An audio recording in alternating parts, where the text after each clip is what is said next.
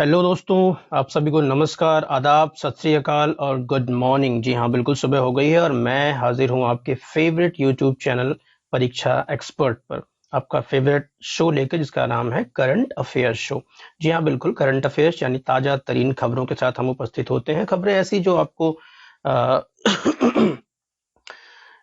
Information provide कराएं related to आपके exam में जो आने वाले क्वेश्चंस हैं, उनसे खबरें निकालते हैं हम। तो देखते हैं जरा आज के पिटारे में, आज की खबरों के पिटारे में हमारे क्या है जो आपके लिए आने वाले एग्जाम में बहुत ही इंपॉर्टेंट होने वाला है। जी हाँ, बिल्कुल। तो देखते हैं जरा, अगली खबर की तरफ बढ़ते हैं। खबर आपके सामने है, किस देश के नेता को रूस द्वारा द्वितीय विश्व युद्ध स्मारक पदक से सम्मानित किया गया है? जी हाँ, एक बार इसको देखिएगा, नोट कीजिएगा, मैं इसको मार्क कर दे रहा हूँ। लिखा हुआ है द्वितीय विश्व युद्ध पदक से सम्मानित किया गया है। अब द्वितीय विश्व युद्ध पदक ये कौन सा है और किसको दिया गया, ये हमें जानना है। तो आप लोग आई थिंक इस न्यूज को, अगर जिन्होंने करंट अफेयर देखा होगा उनको पता होगा, बट मैं बता दूं आपको कि ये मिला है उत्तर कोरिया को। जी हाँ, उत्तर कोरिया, जो अभी इसके पहले भी बड़ी लगातार खबरों में बना हुआ था। क्यों बना हुआ था? क्योंकि इसके जो शासक थे, इसके जो प्रशासक थे वहां पे, उनकी वजह से। नाम क्या था आप सबको पता है, क्या नाम है उनका? हम जरा इसकी डिटेलिंग देखते हैं एक बार जरा। Kim Jong Un. जी हाँ, ये नाम सबकी जुबान पे रटा पड़ा है। पिछले कुछ दिनों में लगातार न्यूज में रहा, बहुत खबरें आ रही थी कि किम जोंग उन हॉस्पिटल में हैं, फिर कोई कह रहा था कि वो उनकी डेथ हो गई है। तो इन सब लगातार सुर्खियों में बना हुआ था ये नाम। अभी लगातार फिर से एक बार सुर्खियों में आया है, क्योंकि रूस ने इसे एक अवार्ड दिया है, एक सम्मान दिया है। कौन सा सम्मान है, जरा हम डिटेल इसकी पढ़ते हैं। रूस ने सोवियत सैनिकों के स्मारक और कब्रों समेत कई यादों को संरक्षित रखने के लिए उत्तर कोरिया के शीर्ष नेता किम जोंग उन को द्वितीय विश्व युद्ध के स्मारक पदक से सम्मानित किया है। रूसी सरकारी एजेंसी टास के मुताबिक उत्तर कोरिया में 1375 सोवियत सैनिक दफन हैं। गौरतलब है कि किम पहली बार रूस अप्रैल 2019 में गए थे। ठीक है, अब इंफॉर्मेशन ये देखो, इसमें बहुत सारे क्वेश्चंस निकल के आएंगे। क्वेश्चंस इन द सेंस की पहली चीज ये है कि ये जो किम जोंग उनको ये जो मिला हुआ है सम्मान, ये रूस ने दिया है। तो क्यों दिया है? जैसा हमने बताया कि जो उनके स्मारक हैं, उस समय जो मारे गए थे, द्वितीय विश्व युद्ध की बात हो रही है, तो द्वितीय विश्व युद्ध में जब मारे गए थे लोग, रूसी सैनिक मारे गए थे, तो उनके शवों को, उनके जो स्मारक हैं, उनके जो वहां पे उस समय उन्होंने संरक्षित रखा है अभी तक। तो इन सब चीजों की, लेकिन क्वेश्चन ये बनता है कि द्वितीय विश्व युद्ध में रूस तो जर्मनी से लड़ रहा था, तो ये उत्तर कोरिया यानी नॉर्थ कोरिया, यानी पूरा कोरिया की बात करें, उस समय नॉर्थ कोरिया उत्तर कोरिया था नहीं, अलग अलग। तो जो कोरिया है ये आया कैसे, ये बीच में कहां से आ गया? इन्होंने कैसे उनके स्मारकों और उनके शवों को सुरक्षित कर लिया? ये बड़ा क्वेश्चन है हमारे सामने। तो जरा इसको भी देखना पड़ेगा हमें, थोड़ा सा डिटेल में देखना पड़ेगा। लेकिन अभी जो इंपॉर्टेंट है वो ये, आपको न्यूज जो बननी है, जो क्वेश्चन बनना है वो ये कि किम जोंग उनको रूस ने क्या दिया है? स्मारक युद्ध पदक या सम्मान, यानी कि जैसे कह सकते हैं कमोमेरेटिव वॉर प्राइज, ये रूस ने दिया है किम जोंग उनको। अब आगे अगर इसके पूरी हिस्ट्री में चलते हैं, थोड़ा सा टाइम लूंगा मैं ताकि इसको अच्छे से आपको समझा सकूं कि ये रूस और जर्मनी के बीच में कोरिया आया कहां से। तो नेक्स्ट स्लाइड में जरा हम देखते हैं कि एक्चुअली हमें पता होना चाहिए कि ये है कहां पे। तो यहाँ पे हम देखते हैं, मार्क करता चलूं ताकि आपको अच्छे से समझ में आ जाए। अगर कोई प्रॉब्लम हो तो आप बिल्कुल कमेंट कीजिएगा यहाँ पे। ठीक है, यहाँ कहीं भी कोई चीज नहीं समझ में है आपको तो ये कमेंट कीजिएगा। अब देखते हैं जरा, ये जो पूरा रसिया है, येलो कलर में आपको दिख रहा है, ये पूरा रसिया है, लेकिन ये दो भागों में होता है। दो भागों में मीन्स ये कि ये जो आपका पार्ट दिख रहा है, जहाँ पे मैं मार्क कर रहा हूँ, ये है आपका यूराल पर्वत।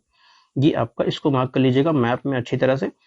तो ये है आपका यूराल पर्वत, और इसके इस तरफ और इस तरफ, दोनों तरफ आपका रसिया है। लेकिन रसिया तो है, लेकिन क्या ये जो महाद्वीप है, क्या वो एक ही है? ये भी हमें देखना पड़ेगा। तो इसके लिए हम बात करेंगे, ये जो भाग है हमारा, ये है यूरोप।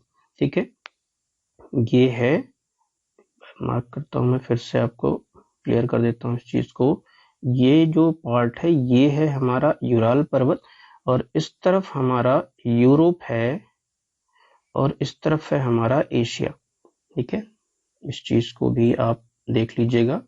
ठीक है, ये है हमारा एशिया, यानी कि ये जो रसिया है वो दोनों भागों में है, यूरोप में भी इसका कुछ हिस्सा है और एशिया में भी कुछ हिस्सा है। ठीक है, ये यहाँ पे है। अब बात करें कोरिया के बीच में कहाँ से कोरिया आया? जापान यहाँ पे है, कोरिया ये रहा आपका, नॉर्थ कोरिया और साउथ कोरिया। तो यहाँ बीच में आया कैसे, और कौन सा वो घटना थी? वर्ल्ड वॉर 2 की बात कर रहे हैं, तो वर्ल्ड वॉर 2 में वो कौन सी घटना थी जब इन्होंने उनके शवों को या उनके स्मारकों को सुरक्षित रखा, ये भी हमें देखना पड़ेगा। ठीक है, तो हम इससे भी देखेंगे। बिल्कुल आपको अब आ गए हैं बीच में तो अच्छे से समझाना ही पड़ेगा, तो हमको लेनी पड़ेगी एक इमेज जो आपको क्लियर समझा सके। ठीक है, बात करें अगर उस समय जो वर्ल्ड वॉर चल रहा था, और ये रहा आपका नॉर्थ कोरिया और ये रहा, मार्किंग करता चलूं ताकि आपको क्लियर समझ में आ जाए। तो ये देखिए, ये चाइना, रसिया, और ये हमारा नॉर्थ कोरिया, साउथ कोरिया, और ये रहा जापान। ठीक है, ये आपका जापान। ठीक है, अब चूंकि यूरोप में तो रसिया जर्मनी से लड़ रहा था, ठीक है, और यहाँ पे बात आई इसकी, तो फिर ये कहाँ से आ गया बीच में, इसकी पूरी हिस्ट्री समझाते हैं। तो जापान उस समय जब वर्ल्ड वॉर 2 के पहले जो है, ये जो जापान है छोटा सा यहाँ पे पड़ा हुआ है, बड़ा उत्पाद मचा रखा था, पूरे विश्व में सबको परेशान कर रखा था ये।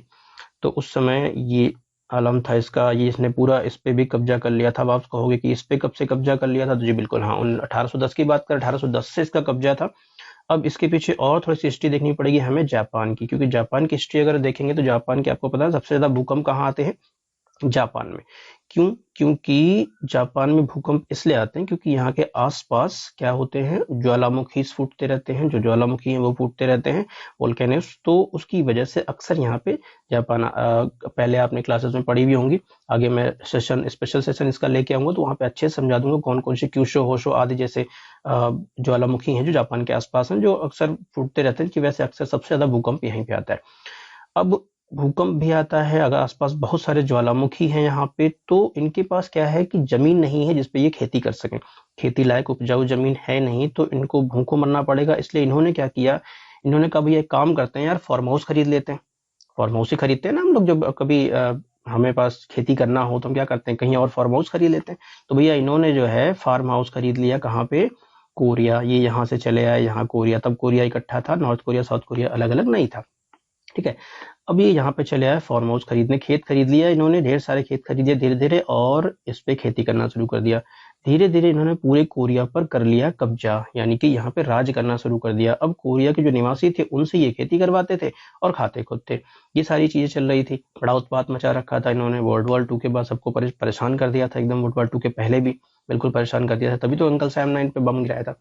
तो बिल्कुल वो घटना भी आ गई है, लेकिन मैं बताऊंगा अभी, एक बार क्लियर करता हूँ मैं इसको।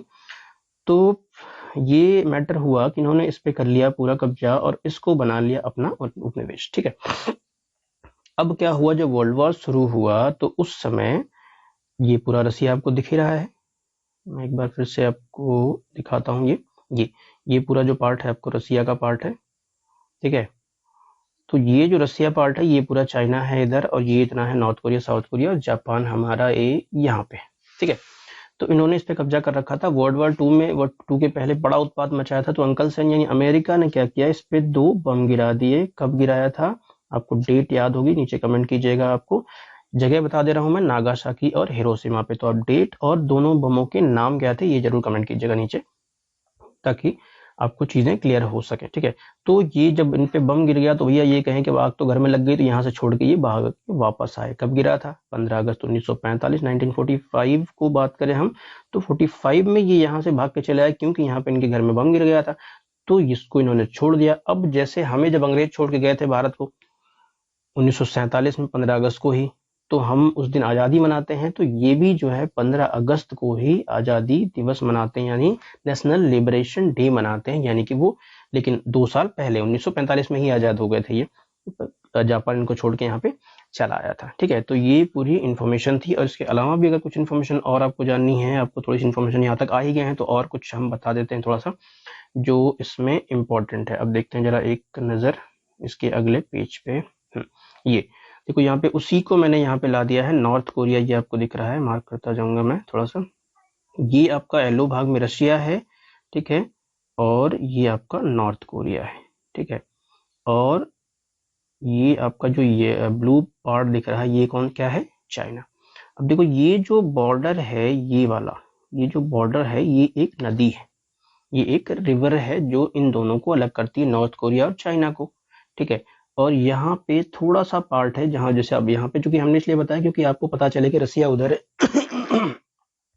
रसिया वहां पे है और साउथ कोरिया यहाँ पे है, तो ये दोनों साथ कैसे आ गए? यानी कि इन्होंने वर्ल्ड वॉर 2 के बाद जो है इनका, चूंकि दोनों का जो साम्यवाद की जो भावना दोनों के यहाँ पे चलती है, जो उनका शासन चलता है, तो वो भी दोनों के यहाँ ही है। तो इनका मिलन हुआ कैसे, ये बताते हैं जरा हम।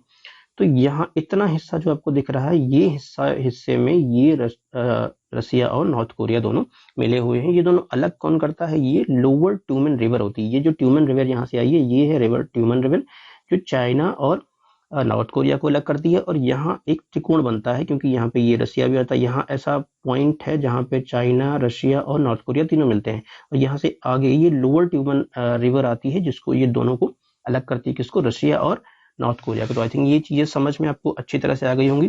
अब अगर बात करें, एक मिनट जरा पीछे चलते हैं और आपको जरा इसको समझाते हैं कि क्या है। यहाँ तक आए हैं तो और भी समझ लीजिए। अब ये दोनों जब बटे, एक मिनट जरा मार्किंग कर लेता हूं मैं। ये दोनों जब बट के अलग हुए दोनों आपस में, तो यहाँ पे जो व्यवस्था थी वो ये प्रभावित हो गई रसिया से, चूंकि रसिया इनकी मदद किया था उस समय जापान को भगाने के लिए यहाँ से, और अमेरिका भी। तो यहाँ पे जो है नॉर्थ कोरिया जो था वो प्रभावित हो गया रसिया से, और रसिया में चलता है साम्यवादी व्यवस्था। तो ये साम्यवादी व्यवस्था वाले हैं। जो ये प्रभावित है अमेरिका से, यहाँ पे अमेरिका में पूंजीवादी व्यवस्था चलता है, तो ये साउथ कोरिया पूंजीवादी व्यवस्था का काम करते हैं। तो यानी कि ये दोनों आपस में भी अब आपस में इनका टकराव होता रहता है, क्योंकि ये साम्यवादी व्यवस्था को मानने वाले हैं और ये पूंजीवादी व्यवस्था को मानने वाले हैं। आई थिंक ये सारी चीजें, पूरा इतिहास जो आपका है नॉर्मल एक मोटे मोटे तौर पे आपको समझ में अच्छे से आ गया होगा। ठीक है, अब बात करते हैं अपने क्वेश्चन की। तो क्वेश्चन में क्या था कि हमारा क्वेश्चन ये था कि किम जोंग उनको रसिया ने अवार्ड दिया। तो उस समय ये जो हिस्सा था जहां पे मैंने आपको दिखाया था कि दोनों यहाँ पे मिलते हैं, तो यहाँ पे जो जर्मनी से इनका युद्ध हुआ था और इधर युद्ध उन्होंने जापान को खदेड़ने में किया था, तो उनके जो सैनिक मर गए थे रसिया के, उस समय जो रसिया के सैनिक मर गए थे उनको इन्होंने संरक्षण दिया था, उनको सुरक्षित रखा था, उनकी कब्रों को भी सुरक्षित रखा था। और अगर बात करें इंफॉर्मेशन की, तो यहाँ पे देखो 1375 सोवियत सैनिक दफन है। यानी कि इनके सोवियत सैनिक जो है, रूसिया के जो 1375 सोवियत सैनिक हैं, वो कहाँ दफन है? नॉर्थ कोरिया में। तो इसलिए रूस ने इनको सम्मान दिया है कि आपने उन्हें सुरक्षित रखा है, उन कब्रों को, उन स्मारकों को, इसलिए आपको सम्मानित किया जा रहा है। तो आई थिंक ये न्यूज आपको अच्छे से समझ में आ गई होगी। हम चलते हैं अपने नेक्स्ट न्यूज की तरफ। किस राज्य सरकार ने सीएम ऐप लॉन्च किया? जी हाँ, सीएम ऐप लॉन्च किसने किया है, ये हमें जानना है। तो सीएम ऐप लॉन्च किया है आंध्र प्रदेश की सरकार ने। मार्क करते हैं, आंध्र प्रदेश की सरकार ने लॉन्च किया है। अब आंध्र प्रदेश की सरकार ने लॉन्च किया है, ये सीएम ऐप क्या है इसके बारे में जरा हम जान लेते हैं। तो आंध्र प्रदेश की राज्य सरकार ने किसानों की कृषि आवश्यकताओं की निगरानी के लिए कृषि मूल्य और खरीद की व्यापक निगरानी सीएम ऐप एप्लीकेशन लॉन्च किया है। एप्लीकेशन किसानों को उनकी कृषि उपज की लागत, यानी कि जो उनका एक्सपेंडिचर है, जो उनका लागत हुई है, उसमें वो विपणन यानी मार्केटिंग सुविधाओं और खरीद के संबंध में डेटा प्रदान करेगा। ऐप में दैनिक आधार पर ग्रामीण स्तर पर कृषि फसलों की बिक्री, अधिग्रहण सहित कृषि स्थितियों की समीक्षा की सुविधा उपलब्ध होगी। यानी एक ऐसा ऐप है जो कृषि से संबंधित, किसानों से संबंधित ऐप है। उनकी जो मार्केटिंग कहाँ पे होनी है, उन्होंने जो अनाज उत्पन्न किया है, वो सारी चीजें, उनकी लागत कितनी लगी है, उसके अकॉर्डिंग मूल्य जो तय हो रहा है, ये सारी चीजों के बारे में इंफॉर्मेशन देगा। तो ये सीएम ऐप है जिसने आंध्र प्रदेश ने स्टार्ट किया है। अब आंध्र प्रदेश की बात आ गई, तो आंध्र प्रदेश की बात जरा और कर लेते हैं। ये देखिए आंध्र प्रदेश का जो हमने, ये है आपका आंध्र प्रदेश जो भारत के नक्शे में हमने दिखाया है। ये अक्सर मैपिंग जरूर किया कीजिए, और जो भी इन्फॉर्मेशन मैं दे रहा हूँ, पेन और पेपर आपके पास होगा ही, मैंने पहले ही बताया था। फिर से मैं एक बार रिपीट कर रहा हूँ कि पेन और पेपर लेके ही बैठिए, ताकि जो भी इन्फॉर्मेशन मैं एडिशनल देता चलूंगा, क्योंकि आप जब करंट पढ़ते हो खासकर मेरे साथ, तो मैं एडिशनल इन्फॉर्मेशन सारी देता हूँ उस करंट से रिलेटेड। तो ये सारी चीजें आप नोट करते जाइएगा, और मैप आप अपने साथ अगर हो सके तो रखिए, ताकि आपको ये सारी चीजें पता भी चलती रहें कि वो स्थिति कहाँ पे है, कोस्टल है या कहाँ पे स्थिति है, उसका क्या चीजें हैं, वो सारी चीजें मैं डिनोट भी करता चलूंगा। तो ये आपका आंध्र प्रदेश है। और आंध्र प्रदेश की बात की है हमने, तो आंध्र प्रदेश के बारे में बता दें कि यहाँ पे जो सीएम यानी चीफ मिनिस्टर हैं वो वाई.एस. जगन मोहन रेड्डी हैं, और जो गवर्नर है यहाँ पे विश्वभूषण हरिचंद्रन है। आंध्र प्रदेश की स्थिति जो है मैप में, वो हमने आपको बता ही दी है, वो प्रॉपरली आपने देख ही ली है। ठीक है, बात करें कैपिटल की, तो वो अमरावती हैदराबाद है, और ये अमरावती हैदराबाद जो है कहाँ, कृष्णा नदी पर स्थित है। ठीक है, आगे चलें, अगली न्यूज की तरफ हम बढ़ते हैं। जरा देखते हैं अगली न्यूज हमारे पिटारे में कौन सी है जो आपको इंपॉर्टेंट इन्फॉर्मेशन देने वाली है। तो उस भारतीय अमेरिकी का नाम बताइए जिसे पुनर्निर्माण और विकास के लिए वर्ल्ड बैंक के ऋणदाता international bank for restriction and development में अमेरिकी प्रतिनिधि के रूप में नामित किया है। जी हाँ, बिल्कुल, international bank for reconstruction and development जो अमेरिकी ये वर्ल्ड बैंक का एक ब्रांच है, उसके प्रतिनिधि के रूप में किसको इनको नामित किया गया है? भारतीय अमेरिकी, यानी कि भारतीय मूल के ये अमेरिकी हैं। इनका नाम क्या है ये आपको बताना है। तो नाम आपको बता दें, अशोक माइकल पिंटो इनका नाम है। मैं मार्क कर देता हूँ यहाँ पे, एक बार आप नोट कर लीजिएगा। अशोक माइकल पिंटो इनका नाम है, और इनके बारे में जरा डिटेल जानते हैं ये क्या है, कौन है, तो उसके बारे में भी मैं आपको बताता चलता हूँ। अशोक माइकल पिंटो IBRD यानी कि जो मैंने बताया था international bank for reconstruction and development में अमेरिका के नए प्रतिनिधि होंगे। डिटेलिंग की बात करें तो अमेरिकी राष्ट्रपति डोनाल्ड ट्रंप ने भारतीय अमेरिकी वकील अशोक माइकल पिंटो को वर्ल्ड बैंक की ऋण शाखा international bank for reconstruction and development IBRD के प्रतिनिधि के रूप में मनोनीत किया है। उन्हें 2 वर्षों के कार्यकाल के लिए IBRD के अमेरिकी वैकल्पिक कार्यकारी निदेशक के रूप में नॉमिनेट किया गया है। वर्तमान में वो क्या है? संयुक्त राज्य अमेरिका के राज्य कोष यानी कि ट्रेजरी डिपार्टमेंट में अंतर्राष्ट्रीय मामलों के अवर सचिव सलाहकार के रूप में कार्यरत है।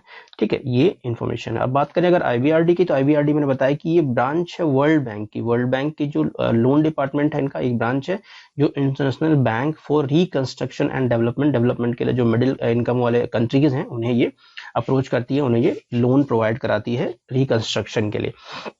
ठीक है, 1944 में इसकी स्थापना हुई थी वर्ल्ड बैंक की। हम आपको बता दें जो ये IBRD है उसका भी पार्ट है, और इसका HO यानी कि हेडक्वार्टर जो है वो वॉशिंगटन DC में है। विश्व बैंक की बात करें तो विश्व बैंक इस समय डेविड मालपास जो इसके प्रेसिडेंट है वर्ल्ड बैंक के, तो उनको भी आप नोट कर लीजिएगा। डेविड मालपास ये वर्ल्ड बैंक के प्रेसिडेंट है, और IBRD यानी international bank for reconstruction and development ये उसका पार्ट है वर्ल्ड बैंक का। नेक्स्ट न्यूज की तरफ हम चलते हैं, जरा देखते हैं नेक्स्ट न्यूज हमारी क्या है। अतनु चक्रवर्ती की जगह RBI के केंद्रीय बोर्ड में निदेशक के रूप में किससे नियुक्त किया गया है? जी हाँ, कह रहा कि RBI के केंद्रीय बोर्ड में निदेशक के रूप में अतनु चक्रवर्ती थे, वो अभी नहीं है इस समय, तो उनकी जगह पे किसको नियुक्त किया गया है ये हमें आपको बताना है। जी बिल्कुल, अगर आपको मैं बताऊं तो इनकी जगह पे नियुक्त किया गया है तरुण बजाज को। जी आप नोट कर लीजिएगा इसको, तरुण बजाज को इनकी जगह पे नियुक्त किया गया है। तरुण बजाज, अब इसकी डिटेलिंग की बात करें जरा तो हम आपको दिखाते हैं कि तरुण बजाज को RBI केंद्रीय बोर्ड के निदेशक के रूप में नियुक्त किया गया है। बाकी इन्फॉर्मेशन भी देख लेते हैं जरा। सरकार ने आर्थिक मामलों के सचिव तरुण बजाज को भारतीय रिजर्व बैंक RBI के केंद्रीय बोर्ड में निदेशक के रूप में नियुक्त किया है। बजाज ने अतनु चक्रवर्ती की जगह ली है, जो 30 अप्रैल को सेवानिवृत्त हो गए, यानी कि रिटायरमेंट ले लिया उन्होंने, उनका रिटायरमेंट हो गया है अतनु चक्रवर्ती का। तो अभी तरुण बजाज उनकी जगह ये पदभार संभालेंगे। बजाज का नामांकन 5 मई से और अगले आदेशों तक प्रभावी रहेगा। आर्थिक मामलों के सचिव का पद संभालने से पहले 1988 बैच के IAS अधिकारी थे तरुण बजाज, और प्रधानमंत्री कार्यालय में अतिरिक्त सचिव थे। वह 2015 में प्रधानमंत्री कार्यालय में शामिल हुए थे। 2015 से वो IAS ऑफिसर पहले से ही थे, 2015 से वो प्रधानमंत्री कार्यालय में भी वर्किंग है, काम कर रहे थे तरुण बजाज। ठीक है, RBI के केंद्रीय बोर्ड के निदेशक के रूप में इन्होंने पदभार संभाला है। किसके जगह पे इन्होंने अपना पदभार संभाला है? अतनु चक्रवर्ती की जगह पे।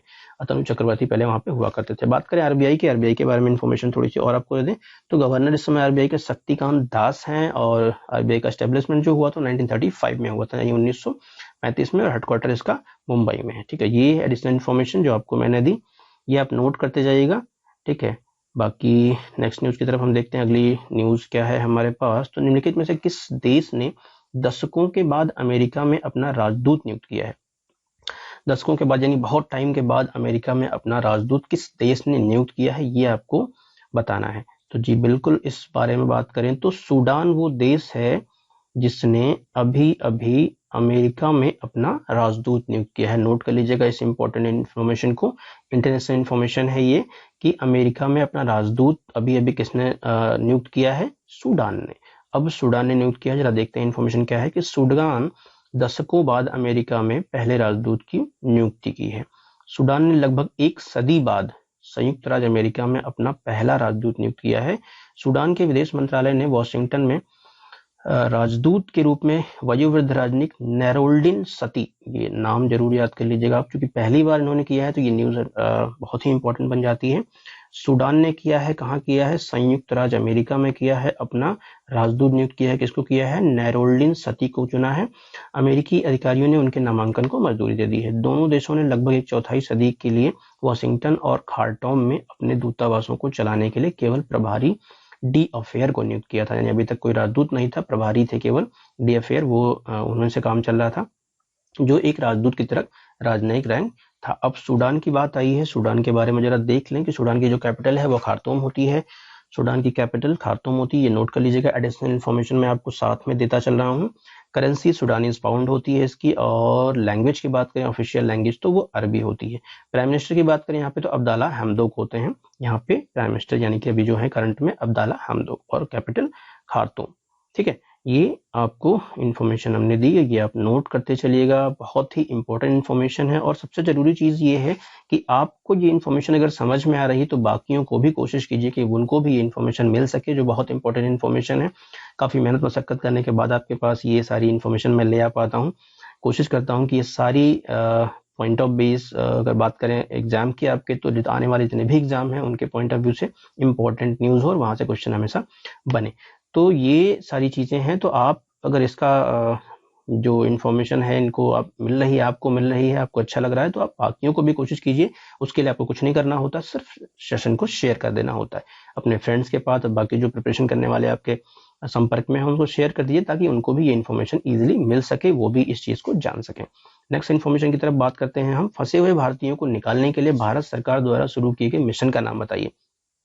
कल के सेशन में मैंने आपको बताया था समुद्र सेतु, जो हमारी नेवी द्वारा स्टार्ट किया गया था, जो फंसे हुए भारतीयों को निकालने के लिए था, जो जलमार्ग से ले आ रहे थे लोगों को, उनका भी अपना टारगेट था। आज एक और योजना के बारे में बात करेंगे जिसको भारत सरकार द्वारा चलाया गया है, एक मिशन है। इसका नाम क्या है, अब आप जरा सोचिएगा, इस समय करंट की न्यूज है, तो ये मैं आपको बता दूं कि ये जो मिशन है जो भारत सरकार ने स्टार्ट किया है, वंदे भारत मिशन के नाम से जाना जाता है, जिसको भारतीय सरकार ने स्टार्ट किया है। और वो चाहते हैं कि इस मिशन के द्वारा वो लोगों को जो विदेशों में फंसे हुए हैं, क्योंकि पूरे विश्व में लगभग लॉकडाउन चल रहा है, तो इस लॉकडाउन की कंडीशन में इस चीज को हमें देखना पड़ेगा कि लोग हमारे जो भारतीय नागरिक हैं वो बाहर जो फंसे पड़े हैं उनको कैसे लाया जाए। तो इसकी इन्फॉर्मेशन देखते हैं जरा हम, थोड़ी सी डिटेलिंग देखते हैं इसकी। डिटेलिंग इसकी ये है कि विदेशों में फंसे भारतीयों को वापस लाने का सबसे बड़ा अभियान वंदे भारत मिशन है।